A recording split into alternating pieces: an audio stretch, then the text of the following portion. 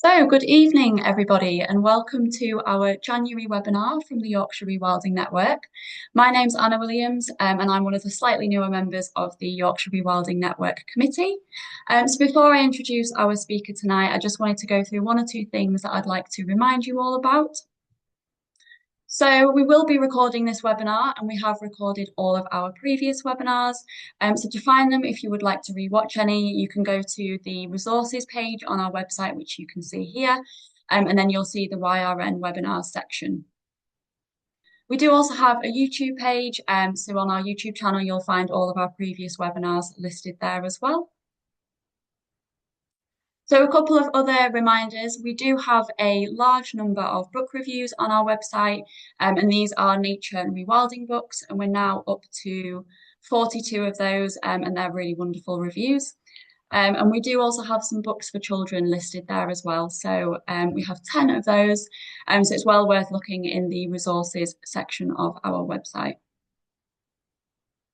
In terms of keeping up to date and involved with things that are going on in Yorkshire, when it comes to rewilding, you can go to the Join Us section of our website. And there you can sign up for our newsletter to get lots of different news and updates from us. And you can also join our Yorkshire Rewilding forum and get involved with various different discussions there as well. So if you'd like to sign up to that, you can click on that link at the bottom and you'll be able to sign up and join the forum there. So in terms of events, we do have a winter networking session coming up in February at Castle Howard. Now, I believe this event is sold out, which is amazing, but we do have a wait list. So if anybody would like to join that, you're more than welcome. And if any kind of spaces come available, you'll be told about that. And all of our other events and any future events are listed on our website as well under the events section, so you can have a look there as well. So at the Yorkshire Rewilding Network, we do very much rely on donations. So if it is within your means, we'd very much appreciate you going to the support section of our website and making a donation there. And for those of you who are interested, you can also support us through the Wild 100 Club, which you can find more information about on our website, also under the Support Us section. So we will have a Q&A at the end of tonight's webinar. So if you would like to ask any questions, then make sure to use the specific Q&A feature on the Zoom menu, and then feel free to put any general chat and discussion in the specific chat section. So it's my pleasure to introduce for this evening Emma Wright, who is the Strategic Leader for Nature Restoration and Climate Action at the National Trust. And she's going to be talking about restoring nature in Yorkshire, the National Trust and their 10-year strategy. So Emma, over to you. Thanks so much, Anna. Can you hear me? Is that working? Yes, all good. Amazing. Thank you, Anna, and thank you, Jeff, and the rest of the team. It's a real pleasure to be with you all and talking to Yorkshire Rewilding Network tonight. Thank you very much. Folks, I have to apologise. I am really full of cold, so you're not getting my book at bedtime voice tonight, but I will do my best. Really lovely to be here. I'm going to try and share my slides and hopefully we can get this show on the road. Bear with me. Oh, I'm sorry. We tried this just now and it was working fine. I'm sure I can find it.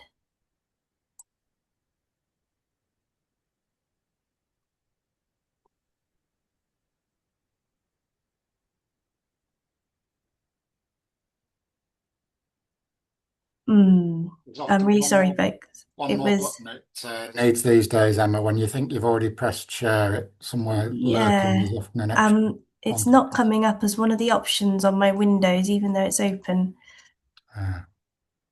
Did you press share from the Zoom screen? I did. Here we go. It's appeared now. Right. Apologies, everybody. Can we see this? Yeah, you're just perfect. You're on. Brilliant. Okay, thank you, folks. I can't see you, so if anything's going terribly wrong, you'll have to shout out and tell me. Yes, lovely to be here. Thank you very much. My name is Emma, and I lead our work for nature and climate, particularly in the northeast of the country, including Yorkshire, but I do quite a bit of work nationally as well. And I wanted to start with a sort of why I'm here.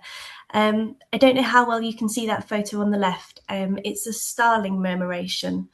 And I guess I wanted to share this with you just to sort of help you understand where I'm coming from, who the flip this person is who's talking to you tonight. And it all starts with nature for me. It always has. How can we make more space for nature? How can we bring nature into our lives and into more people's lives? When I was doing a bit of research for this, I was looking at the Yorkshire Rewilding Network website, and one phrase just leapt out to me, and it said, "Bring nature home." And that's exactly what this picture is. So this is taken from my front door, and the two kids who really need to see a hairbrush are my two kids on the right-hand side, looking out the window at this starling murmuration. Winter's really, really tough. I find it really tough. And in October, a few hundred starlings just started swirling around, and then they dropped into our huge holly hedge that we've got to the right. And they've been with us every single evening since then. And they've now grown to more than 1,000 starlings. And we watch them do their murmuration above this very sort of small suburban close every night. And what's wonderful is lots of other folks from the close come out and sit with their cup of tea. Over Christmas, we saw quite a few people with a glass of wine watching the starlings doing their murmuration and dropping into our holly hedge.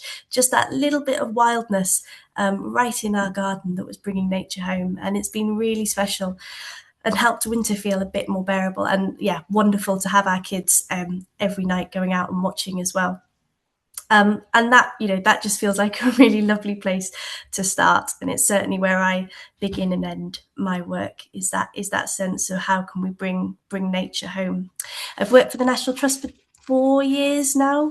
I trained a long time ago as a farm conservation advisor about 20 years ago down in Somerset and Devon, and then moved more into sort of project and programme management, working for different protected landscapes, working for the Wildlife Trust, and then more recently with the National Trust. And that brings us up to where I am today.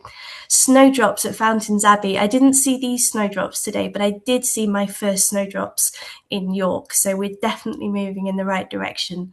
A little bit of more light every day. What I'd love to talk to you about today is what National Trust are doing in Yorkshire. So I'd love you to leave feeling a little bit inspired by our new 10-year strategy. And I'd love to bring that to life a little bit with some examples of how we're tackling some of the key challenges to nature restoration here in Yorkshire. I've got a few examples, lots and lots of photos, and I'm hoping there'll be lots of time at the end for questions, reflections, challenges. We're all trying to do some really hard stuff here, and I very strongly believe that National Trust doesn't have all the answers. I'm sure lots of you will have some great reflections and insight after today. I'd really love to hear that. So, National Trust's new strategy. I'm going to start here because it does really matter. This is what sets the direction for all our work. It's what all of us sign up to, whether we're staff or volunteers, and it's how we consider all our land and our spaces and our buildings. How do we make them used and useful, and what's driving us?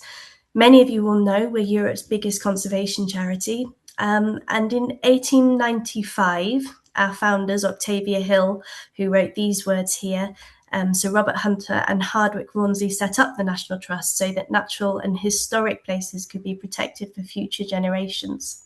They believed that nature, beauty and history were for everyone, and they wanted to open up the special places that they came to care for everyone forever. And that's really, nothing's changed for us in that sense. That very much remains our driving principles.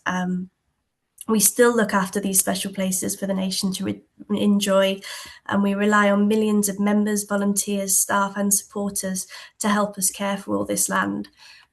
We're actually the second largest landowners in the UK after the MOD, so we care for over 250,000 hectares of land, more than 500 historic houses. I am reading the stats here, I don't know these off by heart, I'll be honest.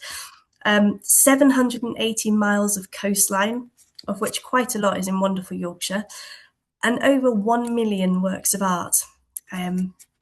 We're, as many of you will know, we're completely independent of the UK government financially, and we are regulated by the Charity Commission. So that all stays the same.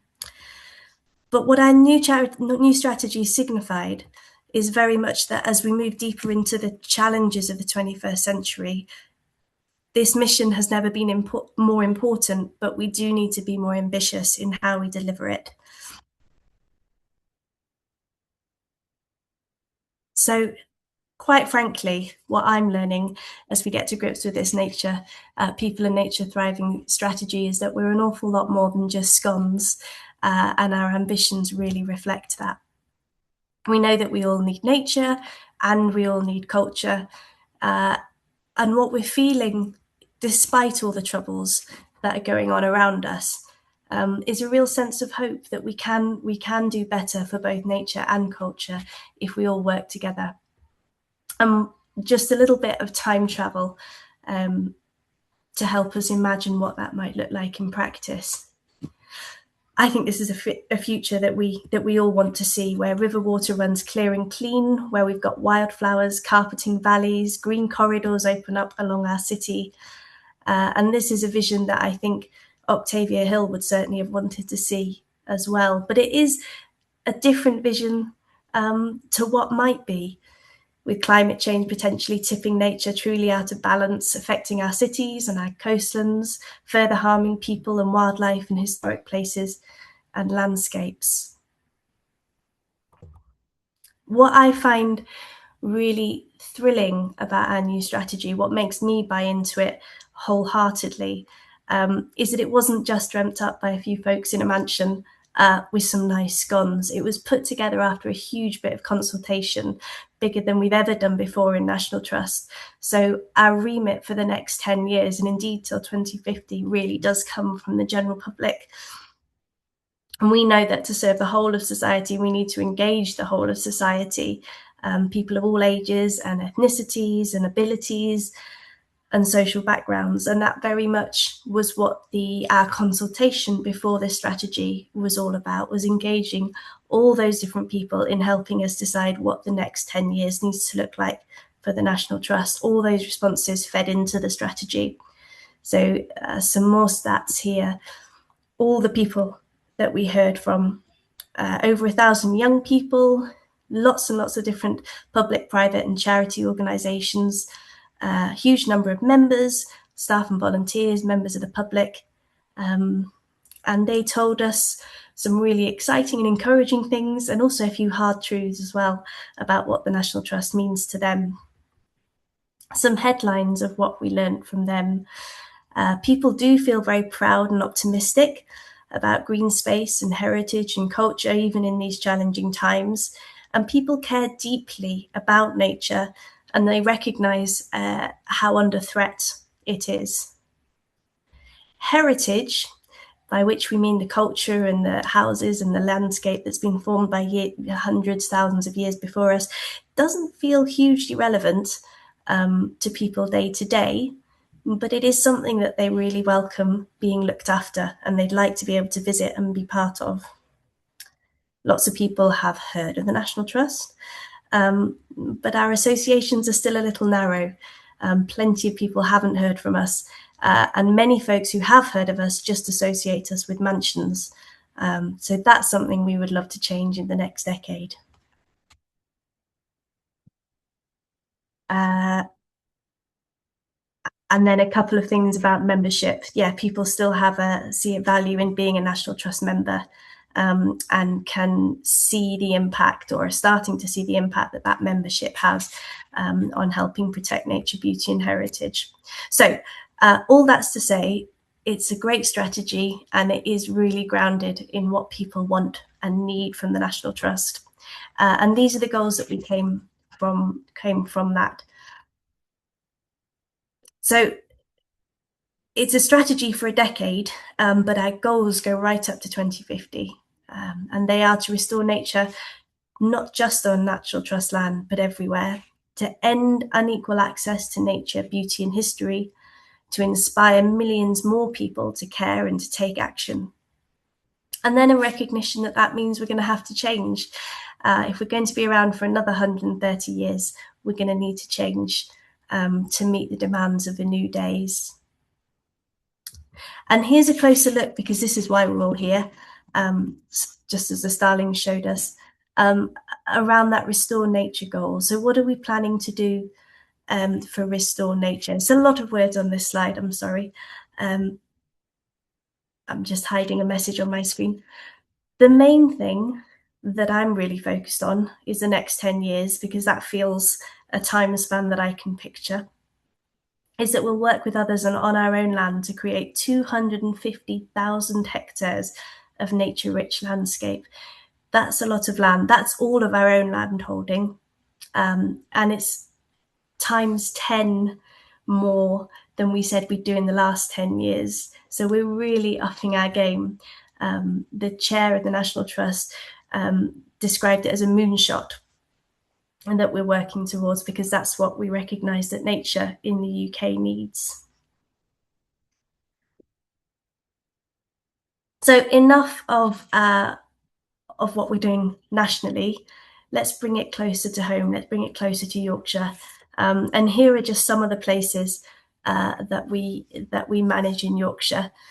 I was hoping to be able to see the chat and to invite you all to guess what some of these places are, and pop it in the chat.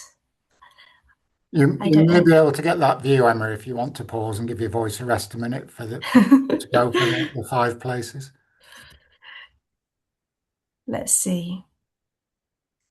Can everyone still see that screen, or have I just taken it down? It's gone back to the sort of preview slide, so it's smaller. Now it's gone all together. Oh dear. Does make it a slightly harder challenge. People are starting to put guesses in. Oh, well done. I can't see. Can anyone?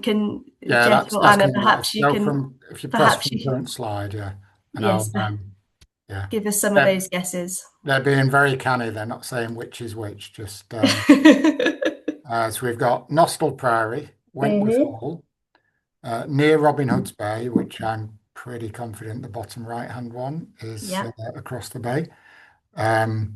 Yeah, my wife, funnily enough, also believes that's Robin Hood's Bay. Fountains Abbey, Wentworth again. So, are there any that haven't been mentioned where they are, Emma, from those? Oh, well done. Good job, everyone. That top right one. I wonder if anyone can take a guess on that one. So it's one of our countryside properties. It's managed by a number of farms. It's a real hidden gem of a valley in the North York Moors.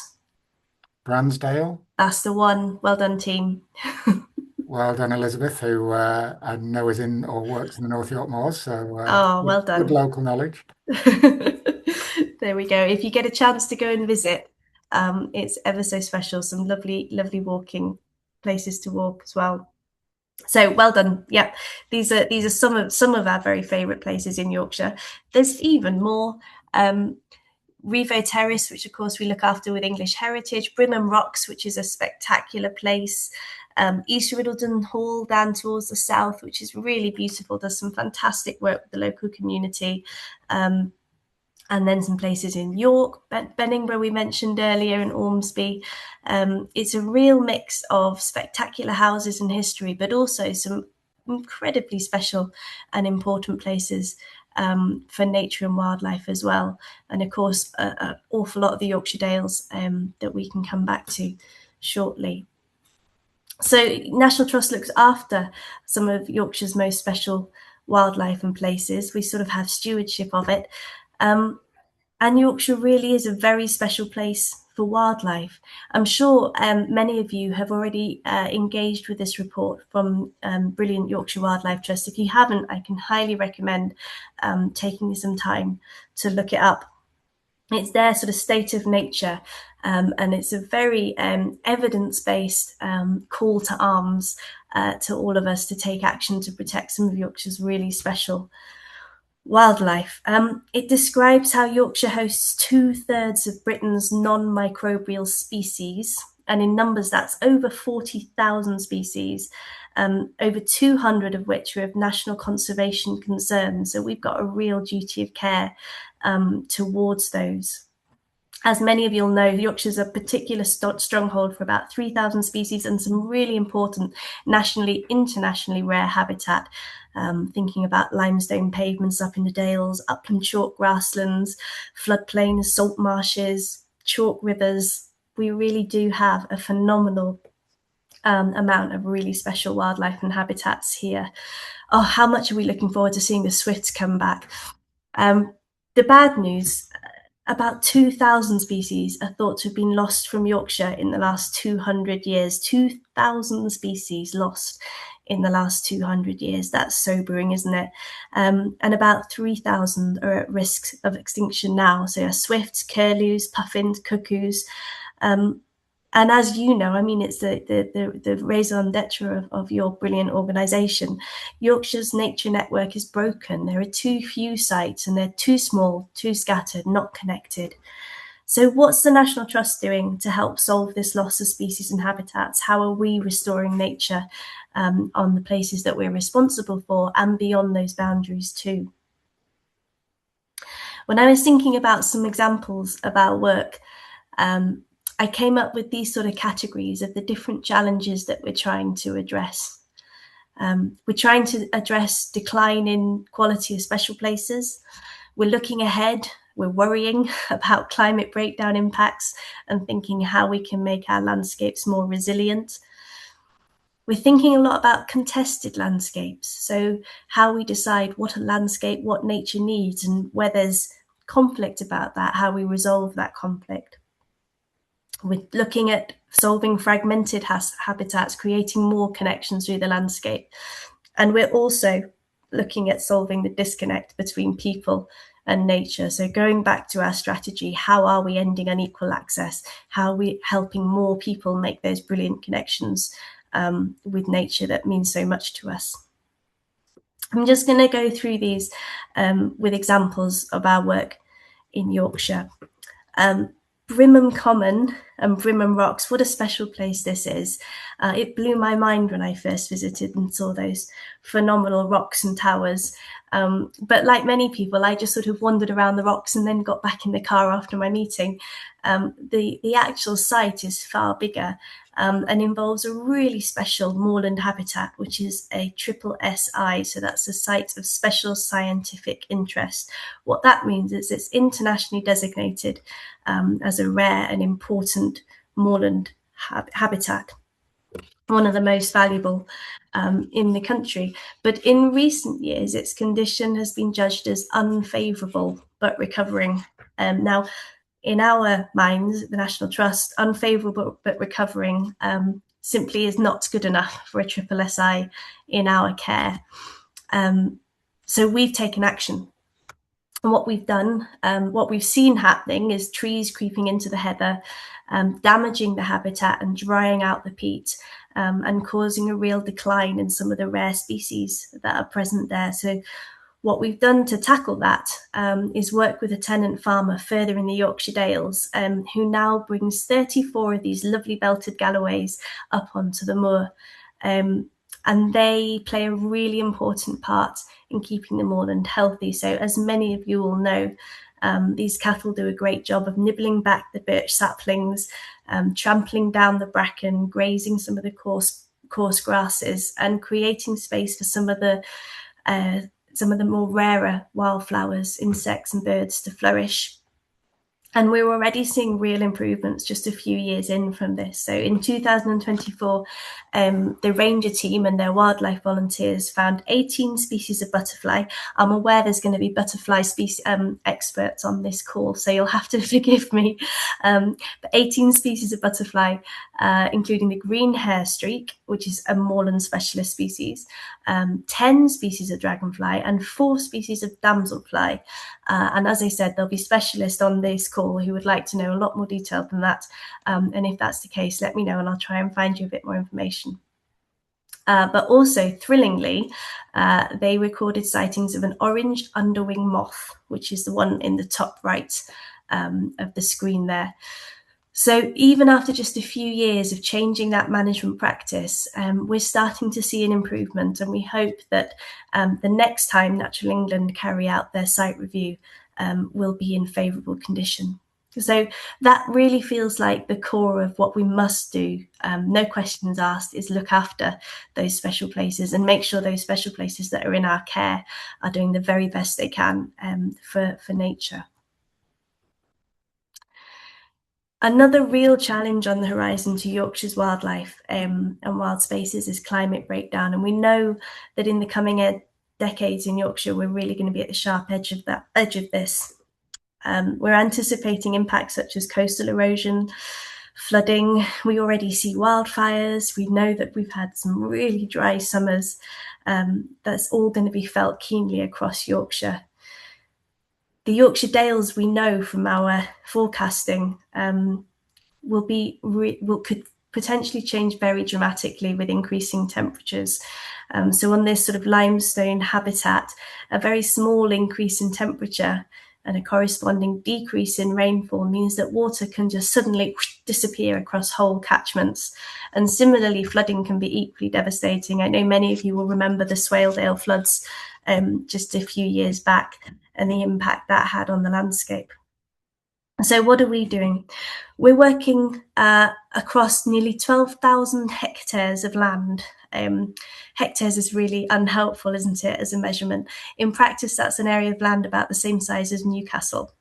And as part of that, we're putting that land into what's called a landscape recovery scheme, which is groundbreaking government funding, a mixture of government and private finance funding for over 20 years of nature restoration, true landscape restoration, significant change, and funded for 20 years. There's never been a funding programme like that in the UK. So we're really excited to be working with partners, working with tenants to bring that to life across our landholding in the Yorkshire Dales.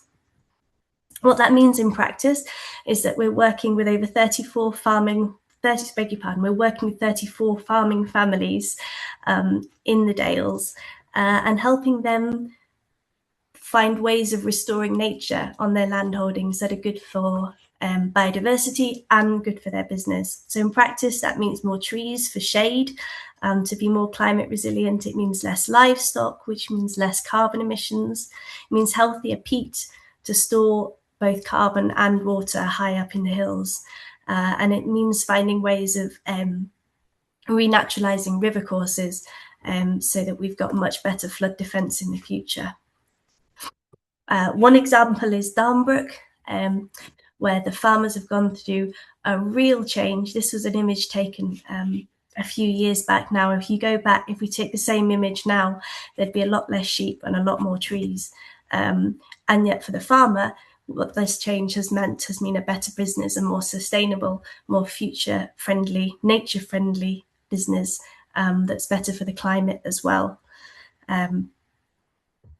When I trained as a farm conservation advisor 20 odd years ago, I would never dream when I went out to speak to farmers of mentioning climate change or global warming, as we called it back then.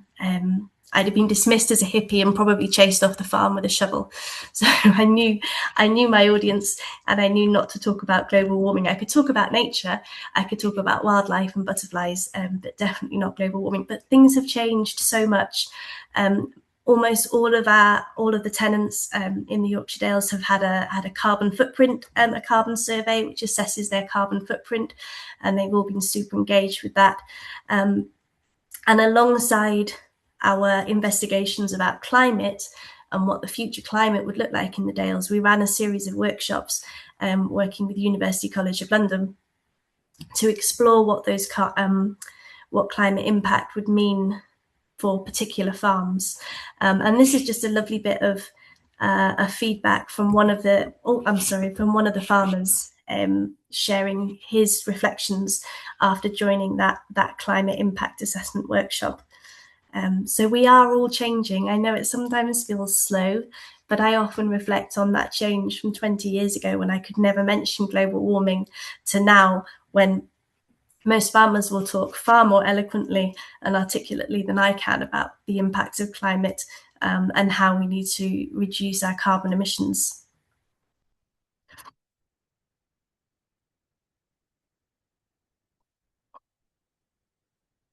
So moving south in our county, There are many views on how we should use and how we should protect our uplands. And the picture in the top right is people having just such a discussion about what we should do. And I tell you what, can we do the testing again on bird species so I can have a sip of tea? Jeff, Anna, host a chat for me. What birds can we see on the screen at the moment?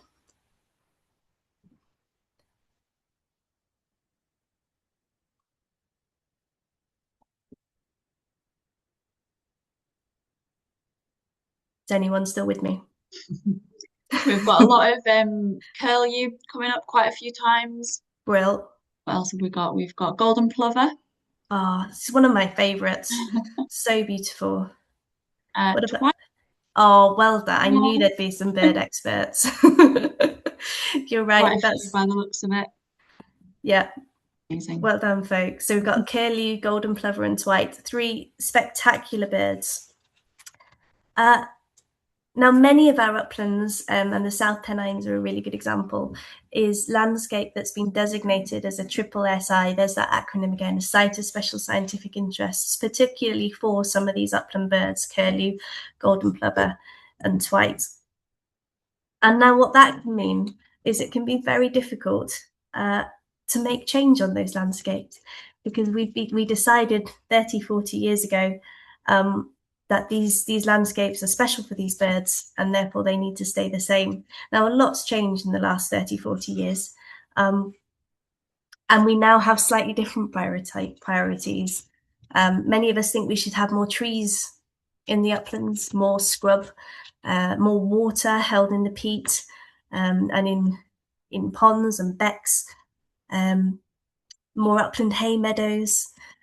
And what that means is that some of us are keen to see a change, others are keen to see things stay the same, and we end up in a little bit of limbo where none of us can quite agree what the uplands should look like, and then nothing changes at all.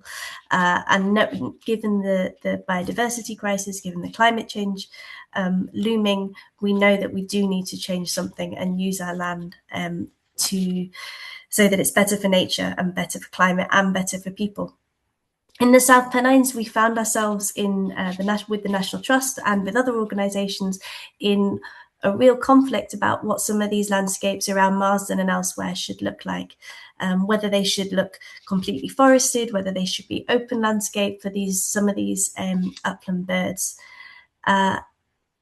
Many of you will be familiar with this kind of reticence to see change. You'll be familiar with that fear that we might get something wrong, a sense that the status quo is probably the best and the safest. Fundamentally, whatever people's views are, we all do want the best for the land, but that can look very different. So how do we find a solution in all of that contested landscape that works for everyone? In the South Pennines, as I said, we were finding ourselves, the National Trust and other organisations, in really quite extended conflict about what we should do with the land. We took a step back from all the ideas and maps and funding bids and really focused for a while on the human dimension of the problem. And through investing in that human dimension, through gathering together, through spending time sharing our perspectives and our visions, we came up with a shared plan of attack, a shared vision for the landscapes that is really good for nature and good for people. We had about 12 different organisations involved. We pulled together a facilitator to really help us draw up this shared vision. And we went from a place of real conflict to resolution and that shared plan for nature. And it kind of goes back to where I started, that nature restoration, in my view, really does start with people. And we have to invest in people and make sure that we come up with a plan together in order to get the best and most sustainable outcome. And that's where we're headed to in the South Pennines. Which brings me to partnership working, because we really can't do it alone. We know that Yorkshire's habitats are still too fragmented, and we can only make a difference with working by working with others and by working beyond our boundaries. Landscapes for Water, the South Pennines work that I just described, we're working very closely with Yorkshire Water. And in other places, we've been working with Yorkshire Wildlife Trust, with our SPB, many folks who you'll know very well. We're still in the foothills of this work, but we know that we must do more of it in the coming years. The Skell Valley in Nidderdale is somewhere we worked really hard in partnership with the Nidderdale National Landscape, and also with lots of other tenant farmers, with other farmers and landowners up the Skell Valley. And our driver there was flooding. You can see these pictures on the left-hand side. Is Fountains Abbey under significant water. And we recognised that to fix this water problem, we needed to go upstream off our land and work with farmers to see what we could do further up the catchment to sort of hold some of that water back, to slow that flow of water rushing down through the Skell. We worked with farmers to put in some of these leaky dams that you can see, and ponds. I think we put in a total of about 7 ponds. We had 10,000 trees planted, 4 kilometres of hedgerows restored, and about 6 kilometres of fencing put in to limit erosion of the banks along the side. It's just a start, and it's not going to save Fountains Abbey from future flooding, but what it might do is just hold the water back so that the force isn't nearly as strong. And it's also given us a really good, it gave us a really good foundation of work that could give us a confidence of how to work beyond our boundaries, off our land, with others. And we learnt a lot from it. And finally, I just wanted to talk a little bit about that challenge of people feeling very disconnected with nature. I'm sure many of us on the call today are really good at getting your nature fix. You'll know well how important it is for our well-being, for our health, for our sense of self. But lots of other folks aren't nearly so fortunate. And so we're very proactive where we can to help others make that connection. And we've done lots of it around Marsden with our tree planting here. We've worked with youth groups, with refugee charities, with schools, with charities of people who have who are on lower income, lots and lots of different people. We've managed to get minibuses and bring them up the valley to come and help us plant trees in some pretty horrendous weather as well, I should say. And people are still super keen to get the welly boots on and help us plant trees. And it's been a real joy to see that happening. Over 1,000 people have been involved in the last couple of years with us doing some tree planting up in Marsden, which is a real joy. A joy to see, and is going some way towards that challenge that our strategy sets up us of ending unequal access to nature. Finally, I just wanted to talk a little bit about our new direction. I've talked a lot about all the challenges that face nature and nature recovery in Yorkshire. And I think we're very aware that if we're going to solve them, if we're going to meet the ambition of our strategy, we're going to need to think a little differently to how we've thought in the past. We looked earlier at a picture of Robin Hood's Bay. This is our land on the Yorkshire coast, just north of Robin Hood's Bay. Bottom House Farm is the name of the farm, and then there's a series of sort of a little string of land that surrounds it all along the Yorkshire coast, and it's pretty blooming spectacular. It really is a wonderful place. And the farmer who'd lived there for a couple of decades retired recently. The land was farmed well, but farmed very hard, farmed for food production, not farmed for nature conservation. And when the current tenancy came to an end, as the farmer retired, we thought, as an organisation, we thought long and hard. We continue to think long and hard about how we can best use this land. What can this land give for nature and for people? And how might we look after it in a different way to how it's been looked after before? It's got this wonderful grassland. There's some species-rich meadows in there that have the potential to be a lot more species-rich. There's lots of scrub.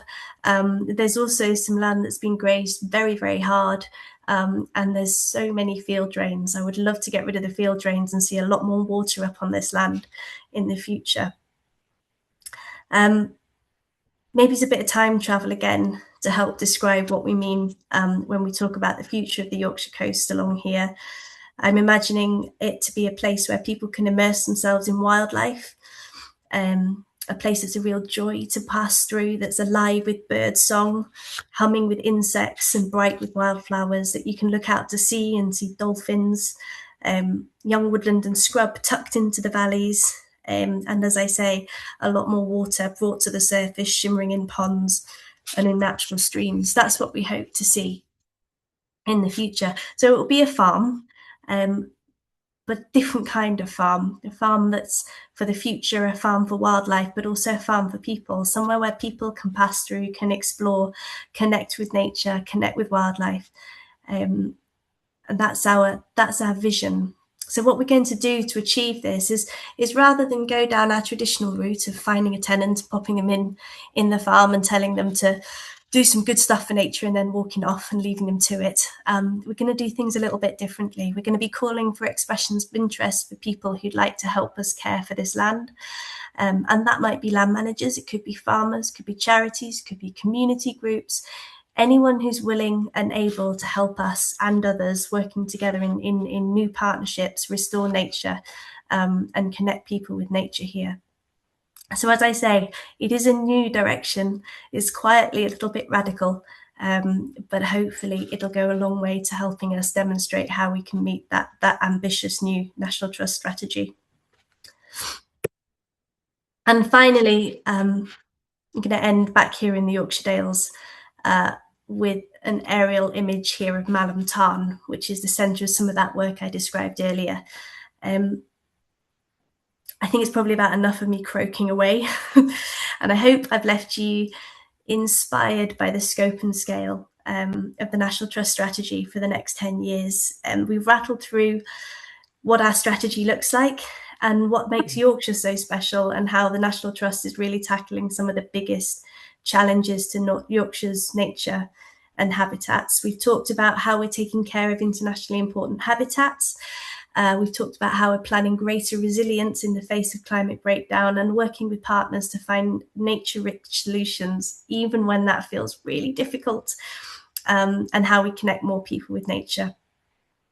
I hope I've demonstrated that in a lot of cases we are treading on new and often untrodden paths, and I think that's where I'd really like to leave it today, with an invitation to all of you to walk some of those paths with us.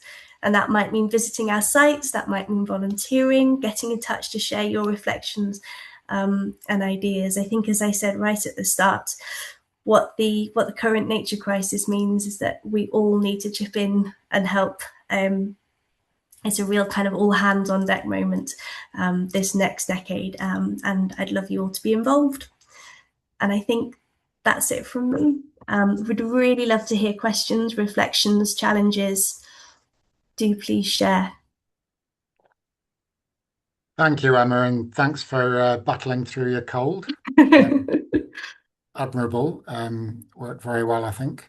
And delighted really to see this as part of a discussion Yorkshire Rewilding Network and National Trust started probably at least 6 months ago now, as to how we could participate along with that strategy and see how we can be part of that collaboration. So thank you for that. We're up to 9 questions already in the Q&A, so they're flooding in. So you might not be quite finished with talking, but we'll see where we get to. Let me just take stock of them and see if. I just read the red number in the chat and saw 31 and thought, oh my goodness, that's an awful lot of people who have left. No, I lost a lot of people. Everybody has stayed with it. I'm aware that Traitors started quarter of an hour ago. I should have mentioned that, and nobody left to go and do that, I don't think. So oh gosh. thanks everybody. I shouldn't say that. I'll see if they go now. Anyway.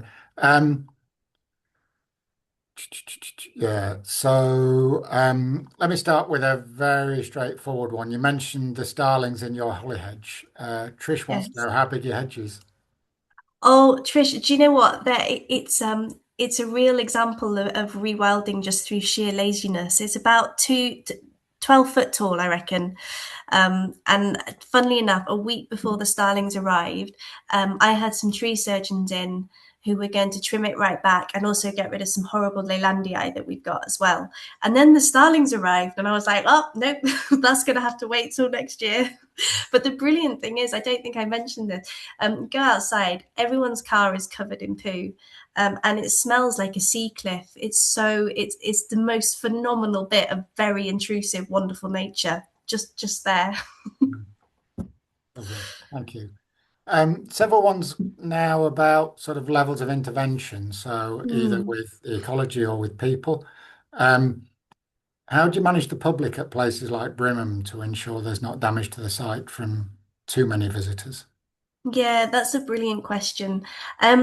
There's various different interventions. Some can be very passive. So, for instance, at Brimham, people go and they do a tour around the rocks and then they get back in their car. So they don't tend to wander all the way around the moorland. So, a bit of subtle fencing here and there. Well, we have needed to put in a lot of fencing to keep the cattle away from dogs, but we don't need to do much in the way of messaging or so on.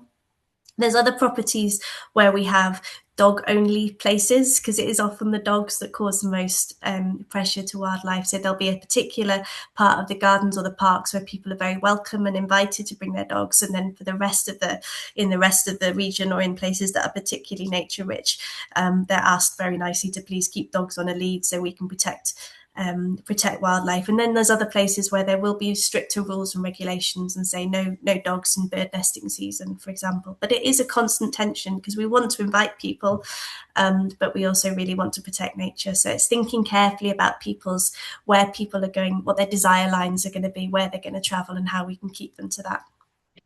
Thank you. Thank you. And then one about sort of level of ongoing intervention where you've planted woodlands.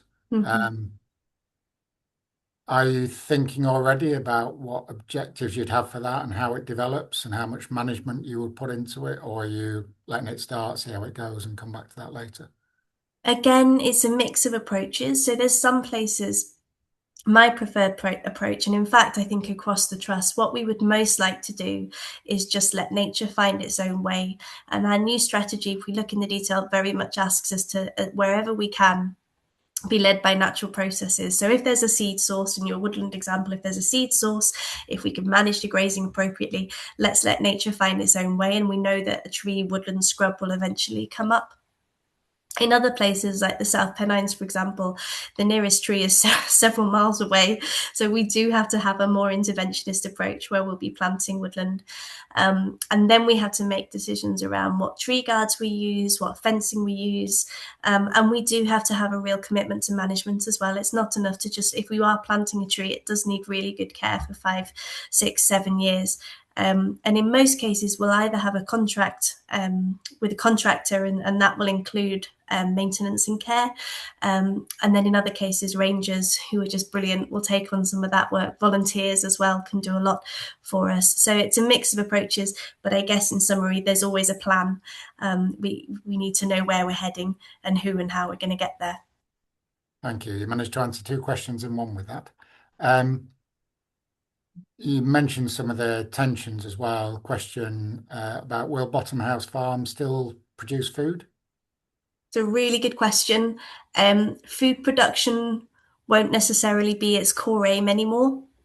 Nature, we're saying that what it's there for is for nature and for people, but food production could definitely be a byproduct of that.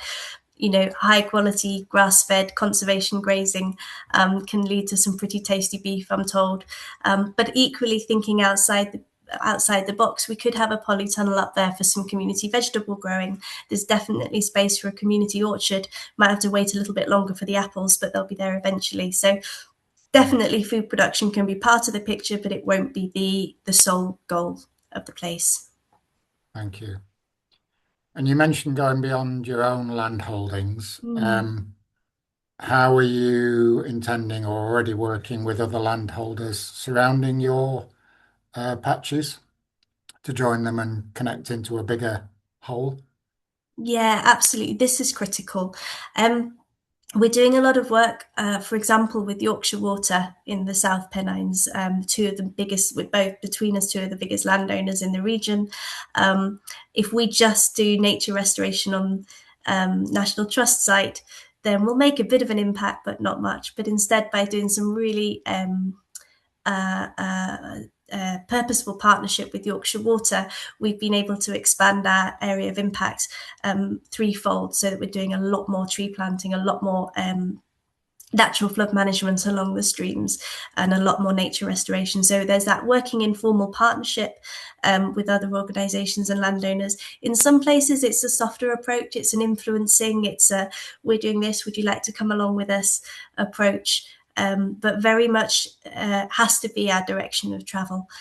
So seeing our role not just as doing it on our land, but rather what can we do to influence, be part of, support other organisations and businesses trying to do the same thing. Thank you. Few questions about funding. Yes, please. How is sort of National Trust's budget, funds, whatever, allocated out between regions, and how do you distribute that? And an associated one about the recent 10 million donation to the Trust, which I think was unrestricted. And do you expect any of that to land in Yorkshire? So in answer to the second, I know that it's as you describe, it's been unrestricted, which is a wonderful gesture of trust in how and what we're planning to do over the next 10 years in our new strategy. I've only read the press release, which many of you will have read as well, but it references both beavers and white-tailed eagles, which both fill me with joy. So here's hoping we see some of that, and I'll certainly be shouting for some of it. The first question about how we're funding, that's a complex one. We have property budgets which are allocated to our places. We then have a little bit of regional funding that can top that up. And then we have wider national funding, which tends to be held for our national strategic work. How it's all divvied up is decided several pay grades above mine. But I guess the most important thing to say is that we can't do everything we plan to do with the funds that we get from making scones. We absolutely can't. So a huge part of my job is actually fundraising. It's engaging with government funding through things like Landscape Recovery Scheme and High Level Stewardship Scheme. It's trying to get my head around green finance and what opportunities there might be through biodiversity net gain and through philanthropic giving. National Lottery, the Heritage Fund, has always been a brilliant supporter and will continue to be a brilliant supporter. So I think you could go to one of our National Trust places and see a grand mansion and assume we're flush. We're not. We can only achieve this through the help and support of others. Thank you. And just the last 2 or 3 questions, because time's pressing on, and I don't want to take too much of a chance with your voice to leave you some chance to work tomorrow. You mentioned there the houses and the historic sites. You've talked mostly about sort of the more countryside estates. What plans have you got to increase biodiversity on the land around the houses? Yeah, that's a More brilliant lowland question. areas. Yeah, definitely. There's some really great work going on in our gardens and in our parklands to look at how we can increase biodiversity. So that might be planting more species rich, focusing more on sort of naturalistic species rich planting, ensuring that we never use peat in our gardens. It might be looking at how we can bring back more wood pasture element to our parkland. So in a lot of the cases, we've got some fantastic veteran trees, but there hasn't been any replacement planting. So we need to really up our game and increase the woodland canopy in some of the parklands.